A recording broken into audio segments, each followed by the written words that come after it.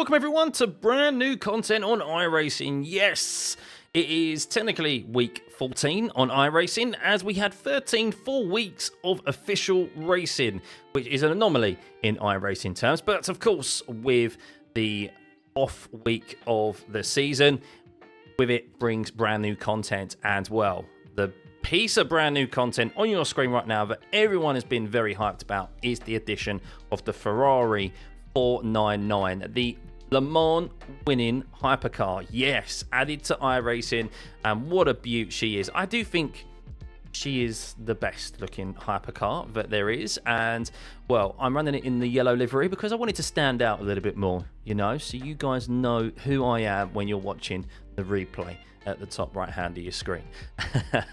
So yes, I'm getting to grips with how hypercars drive again. Very different, of course, high powered. They do have a lot of downforce, but very different in their braking capabilities, and of course more weight on the car than it is compared to any open wheel car on the platform, which I predominantly drive. So the first race didn't go well because that was my first experience of it. Naively thought I could just wing it. The second race, well, was a typical week 13 race. Are you ready? Oh my goodness. Oh my goodness.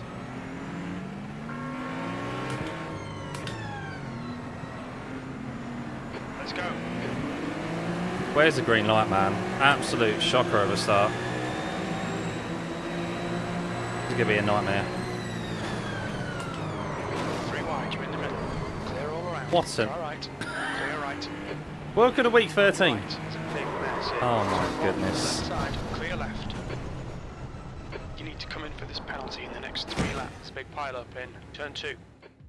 And then the third time around, after going and doing a bit of practice in between those races to get accustomed to how these cars drive, I managed to finish one, qualified well and actually finished one. So yes, that's what you're about to see. I'll give you guys my expert analysis of this car as best as I can during the race, but hopefully you get a good idea of what it's like. I do intend to race some more prototypes in the future.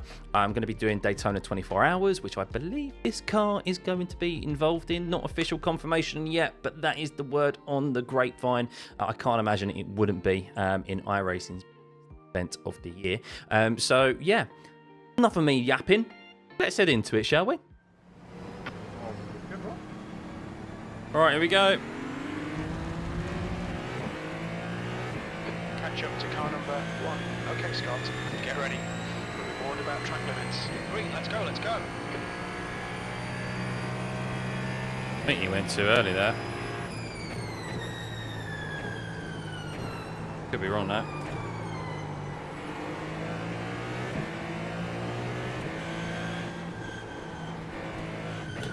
I'm sorry, dude. I'm sorry. Yeah, but why do we try to solve confidence? I never get it. It's okay though, it's okay. Bro, we Car both ahead on is this steering. passing car number I could have fucking Already played incident, this shock way. horror, week 13. Okay, start will do. Time to get to work. I mean, I didn't understand, I just left your face because I saw you coming, but... Okay, don't worry, it's fine. We talking again. Alright, just focus on Bro, you really slow think in, that fast I out. actually want to fucking crash into you? No, I just think so bad. That's it.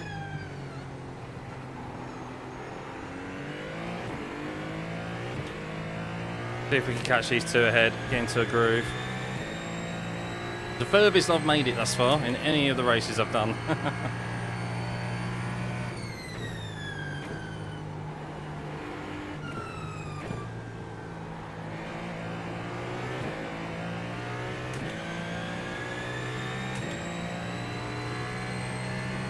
Alright, he's in the tow.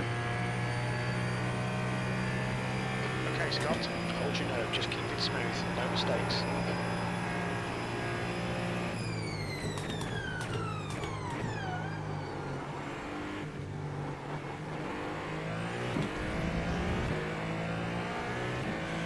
Dropped off a little bit there. The car very much with these hypercars, they like to obviously be a bit more slower in than your open wheel car where you can really send it into the corners. Much more longer braking zones. But I've had to get used to doing a bit of practice in this. Keep trying if you want to. But in this setup, the car does feel very responsive. More responsive than all the other hypercars or NMDHs that I've tried.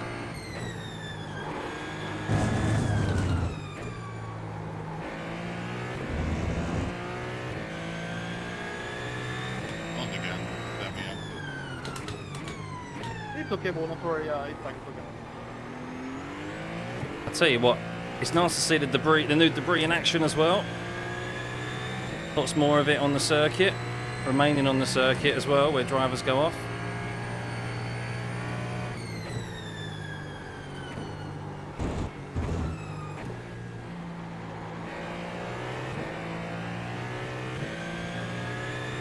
I could be more aggressive into Spoon. Could be more aggressive.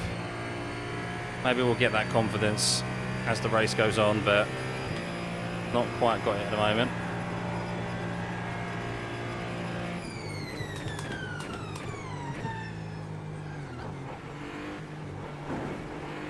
The stewards have warned us for cutting the track. Keep it between the white lines. Hold your nerve, just keep it smooth. No He's mistakes. caught up to me under the braking zones, isn't he? In the last couple of the last sector.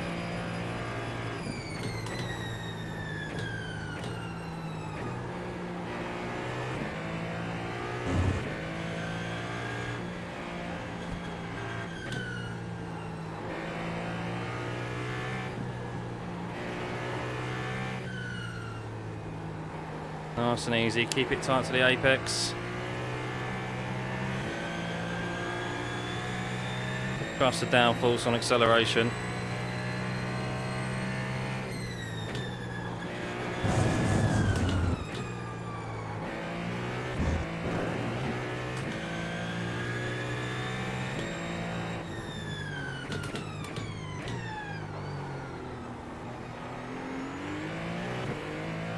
P1's getting a bit loose.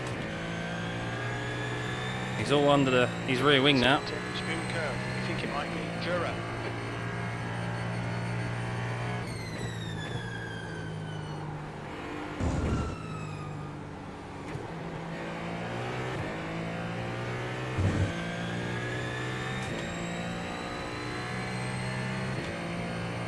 Come on, need him to make a move or something.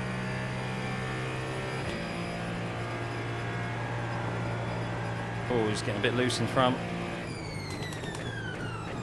Okay, Scott. 10 minutes to go. That's 10 minutes left.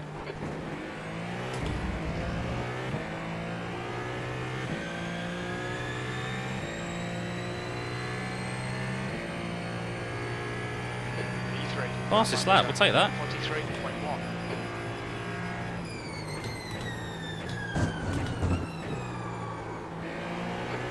Very wide for me. Not great.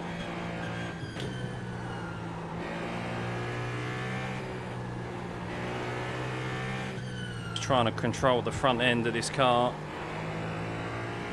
The gap ahead is now 0.8. Can over rotate really easy.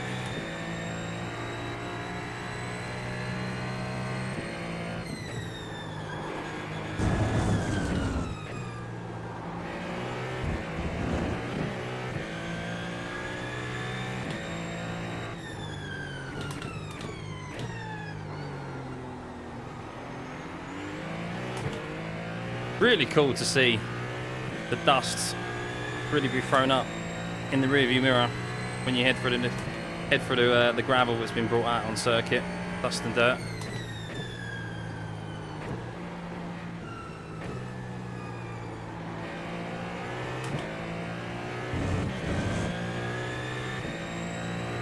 Right, should be in his toe, 0.5.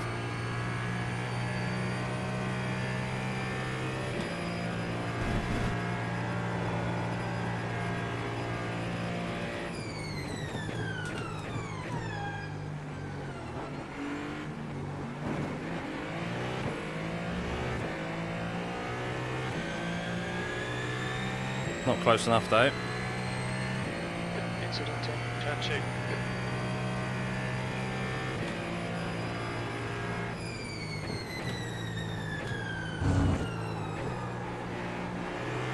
Let's see how this car feels in more dirty air, shall we?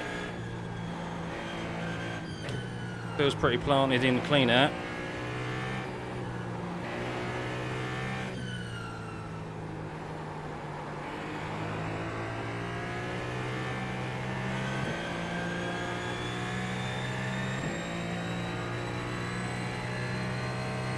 Okay, Scott, halfway home. We've got plenty of fuel. Good so far. It's also really good under traction.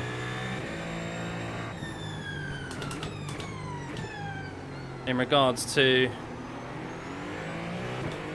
like the torque, maybe it's just this setup and the throttle setting that it's on, but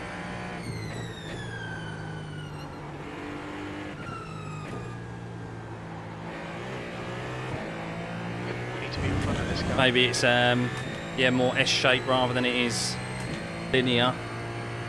But on the setting it's on, really put your foot to the floor and you don't get much TC kick. Oh my god.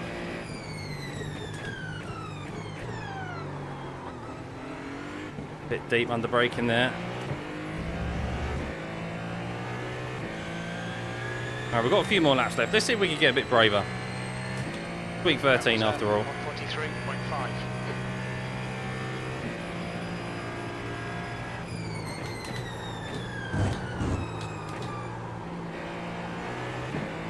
Can hear the tyres squeal there. As we're in the dirty air, struggling for grip.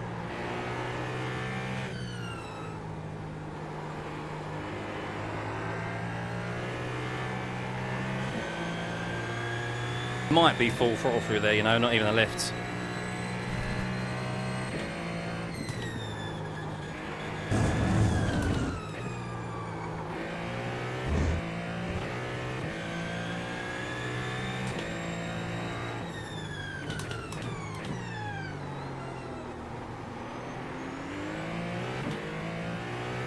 Bit deeper than these two. I mean, they're not really making mistakes. We're all consistent, aren't we?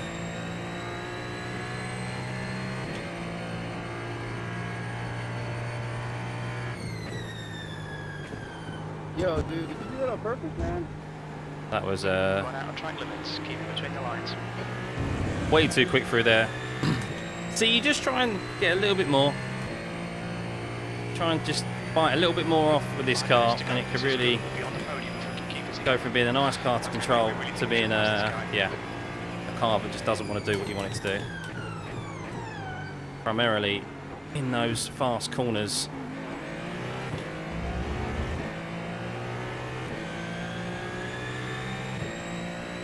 If he didn't have the toe from him in front, I think we could have overtaken him already, but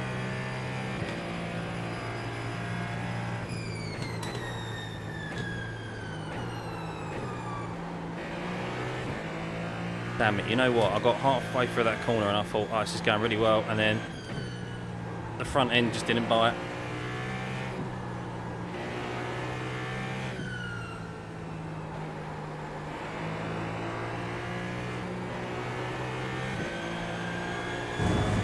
Oh, that's close.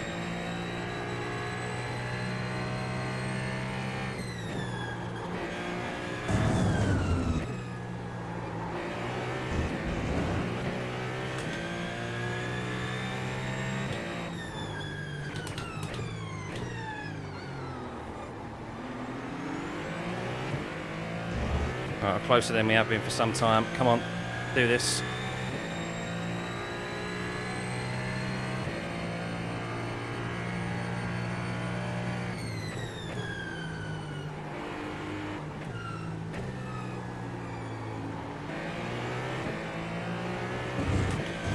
Oh. Maybe a bit too cautious on the braking because we overshot it last time.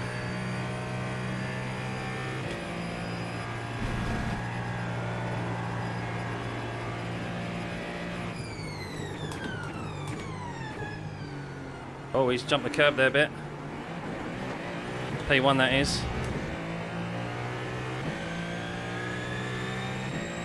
Okay, Scott, this bastard's holding you up. You've got to find a way past. Your lap time was 1:43.2.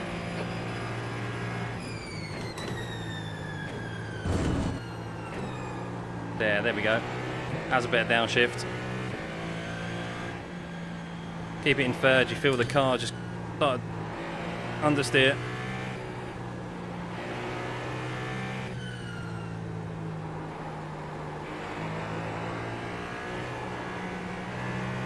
Although front end just won't bite there. Oh, he just got away with it.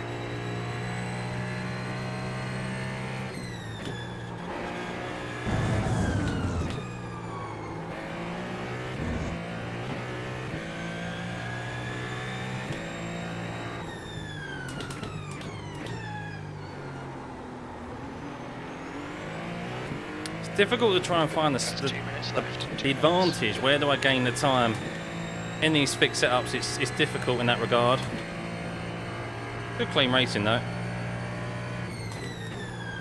which is not normally the case,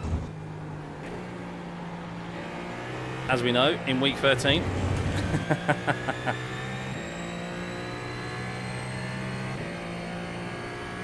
This is the sort of race where if it was like an IMSA race, you'd be looking after your tyres a bit more and fuel saving. That's where the race would be won or lost.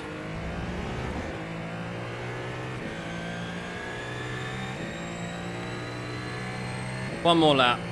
Someone got on a mistake in them. Okay, Scott, one more to go. Keep it together, we'll be on the podium.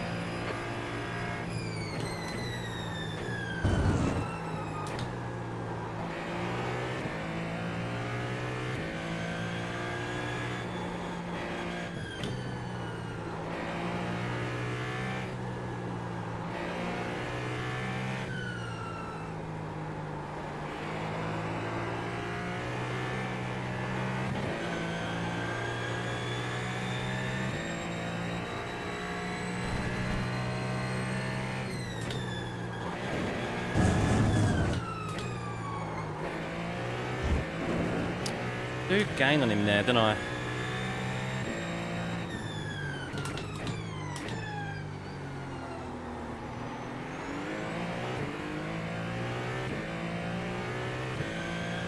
Oh, I so wish I was racing these two in the longer race.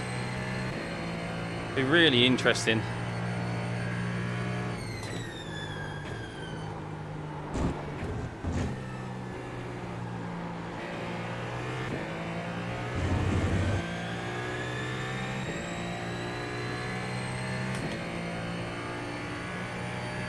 Been a good race though.